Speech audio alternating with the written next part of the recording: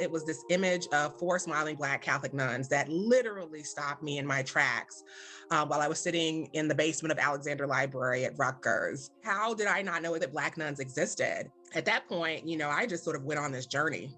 I thought I would initially sort of write a dissertation and a book on Black nuns and Black power, specifically focusing on the work of the National Black Sisters Conference. However, when I began conducting interviews of the founding members of the National Black Sisters Conference, I began to realize that it had to be something different. Rectory used to be the pastor's residence, but now it's offices and gathering spaces over between the school and the church.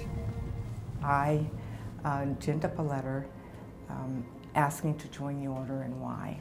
And I received a letter back basically saying that they don't accept Black people. They said Negroes. I remember this pit, I felt this sinking.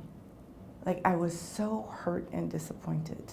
I mean, I just wanted to be a nun. It had nothing to do with race, but it became immediately an issue of race.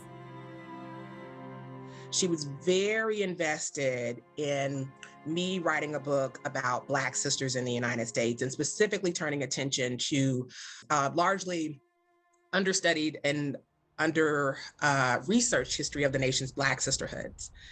And she said something to me that just stands out. She said, "We were not the first Black sisters to revolt in the church.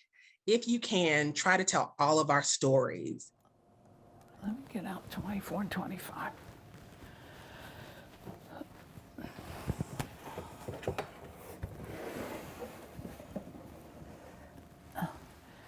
This is probably the earliest one that we have. One of the earliest ones. This is a tintype of Mother Mary Lang, and it's the only known picture that we have of her. Well, the fact that we were even established should raise questions in our minds about why the need for a predominantly African/African American community of religious Catholic women. There were communities certainly in existence long before us.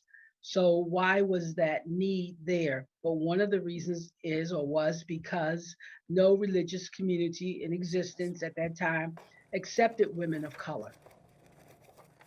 I remain in awe of these women. I remain in awe of the faithfulness that unfortunately so many of us do not know exists within our church. What keeps me in the church is not only sort of knowing my history within the church, knowing that I am not some anomaly in the history of the U.S. Catholic Church, in the history of the church at large, but also a commitment to these women who did not have to share their stories with me.